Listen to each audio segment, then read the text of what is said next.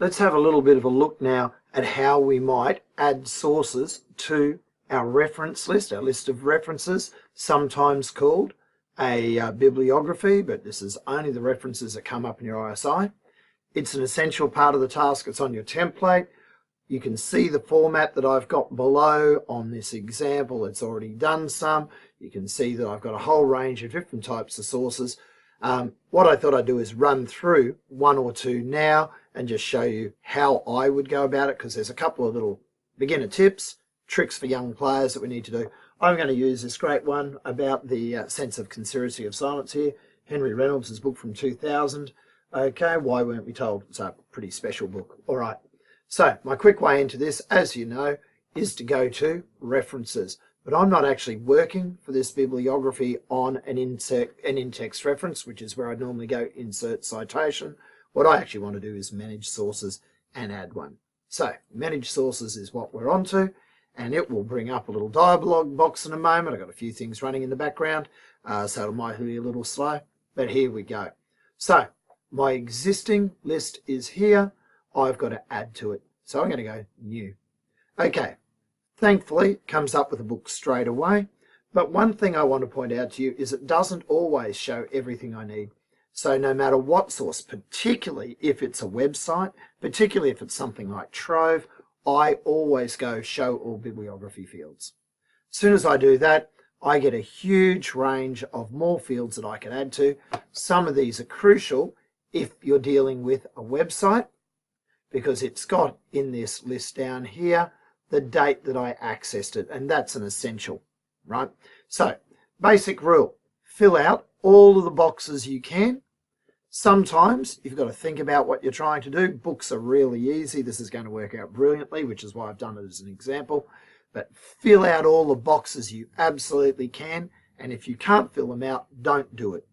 Every time I make a rule like this, I know I'm wrong, okay? Every now and then you get a weird source. You get some incredibly awesome PDF put out by a university that's got a primary source in it, and all you've got is a whole stack of numbers or something, and you need to, in a very, very thoughtful way, develop a bibliography where you can identify an author, where you can identify a publisher, and it might not be written down.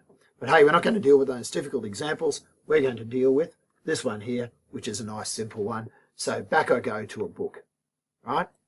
So straight up there, I adjust it.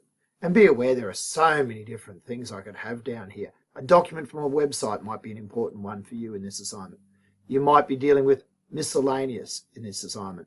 Okay, so there's all sorts of stuff. Journal articles you might need to do. So choose wisely, as they say in Indiana Jones. Don't forget, again, emphasizing, show all bibliography fields. I'm barely going to use those in this one, but it's worth me doing. Righto, let's go to author. Now, a lot of you happily click into there. Be aware, corporate author is an important box to tick sometimes. If you're dealing with the Queensland Parliament, it's a corporate author. If you're dealing with the Australian Broadcasting Corporation, it's a corporate author. If you're dealing with National Indigenous TV, it's a corporate author. Check the box. If you don't, weird things are going to happen if you wrote those names into that author box. Making sure you get it right, I always do this, no matter what. I'm pretty experienced at it. I always click that, and I put in the last name of my author. Make sure you spell these names correctly, because if you don't spell them correctly, spell check won't necessarily find them. So good old Henry Reynolds, old mate, he's good to go. Right, okay. If I had more than one author, by the way, notice how I can add them in. Okay, you add them in the order that the authors between them decided. So it doesn't matter if they're alphabetical or not, you put them in. So, back where we went. Okay, now the title. Always a little bit of a trick. Why weren't we told it's the main title, but he's given it a subtitle? So I'm actually going to put in both. The title is Why, get it right, why weren't, get my capitals right, we told. Okay, question mark, and he's called it a personal search for the truth about our history. So that's what he's called it, and that's the way he's capitalized it. And at this very, very early stage, I've immediately read over it to see if I made a typo. It's easier to fix now than later. Now, the year, where do I find it? I go to the Verso page. Looks like this. Go a few pages after he's given a dedication to his wife Margaret. Isn't he sweet? Okay, thereabouts. We've got to get to our Verso page. Fine print here. There's quite a few years given. Okay, I picked the most recent one because that's probably the version of the book I'm looking for. This is also someone else can track through where I found a quote. So if I give the 1996 version of this book, it doesn't necessarily mean that the pages match my quotes anymore. I've got to give the person reading my work the page I got from the right version of the book. If page numbers change, if paper size changes, page numbers can change. So we've got to give them the right one. City. All right, you often get a choice on the Verso of city. So if I have a little bit of a look at this, first one I've got here is Camberwell, Victoria. Then I've got London. Then I've got New York. Then I've got Toronto. Then I've got Albany in Auckland, New Zealand. I've got Johannesburg. I've got New Delhi. And this is published originally by Penguin Books Australia. Dear God, which one will I choose? I know which one I'll choose. This book I purchased in Australia. It's 99.9% sure that it's published in Australia. I doubt we're importing this book from Johannesburg. So then I look at what's my Australian one. It's Camberwell, Victoria. This says city. Probably the best thing for me to write is Victoria. I also know that Camberwell is a suburb of Melbourne. A little tempted to write Melbourne, but we'll go with that one. Now, not entirely necessary for me to have state, province, country, region. I could if I wanted to. Just because I've made a really big deal of putting in exactly all the boxes I can, why don't I model that behaviour for you? And we'll go that. Now that's really almost going over the top of detail. Okay, why weren't we told? When was it published? Where was it published? All of that is covered. Okay, the publisher should be fairly easy. That little figure there, I know. Make sure you're not confusing the animal, not calling it sort of something weird, but I know that straight away, and you probably do too. It's Penguin Books. If I am in any doubt, just track on in there. There it is, Penguin. So, use the full name of the company if you can. I go Penguin Books. One thing that's really interesting is you don't need where it says limited or corporation, those kind of words, but you always write the word press or books. So if a book is created by the University of Queensland Press, that might be different to the University of Queensland, like their pamphlets. So I have to put it in. Now, I then go through it and say, do I have an editor? No, not that's been named in any case. Do I have a volume, number of volumes? Some books do. Translations, no. Pages, not necessary. Okay, for most books, not necessary. I'm leaving it blank. They'll come up in your in-text reference, but they don't come up in your list of references. I might have to put an addition down. I don't have an addition on this one, so I leave that blank. If there's any comments, sometimes there's something that you need to note down, so your electronic record shows it. I don't put down the year access, the date access, the month accessed, unless it's an online version of the book. If it's an ebook that could be easily updated. If it's an ebook, I'd also put down a URL, and I don't need any other index information such as DOI, which is something that libraries use. I should be pretty right. So, okay. Notice, by the way, I've scrolled down through the whole lot. And now I see the example here. An in-text citation for it should look like this. An in-text reference should look like that. And our full reference should look like this for our final list of references. So I'm good to go. Close that one.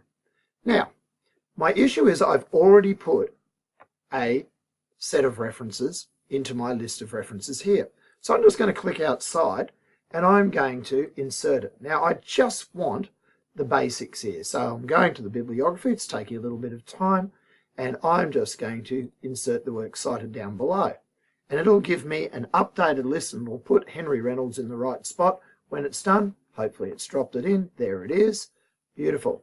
Now I'm going to take this, copy it. I'm going to go into my active text here inside my template, delete it, and I'm going to paste what I copied into here, keep the source formatting. Looks a bit bunched up and ugly, So I always try to hit enter between the two, between the sources, so it stands out a little bit. It makes it easy to read.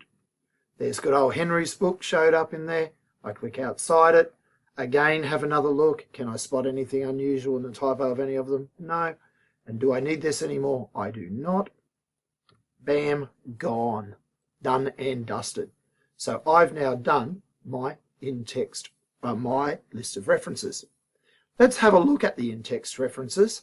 If I were to go to here, you might be wondering how I've put page numbers into some of these.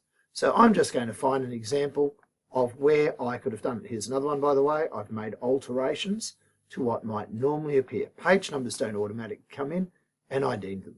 So let's imagine that source there, and I'll make it a bit larger for you to see.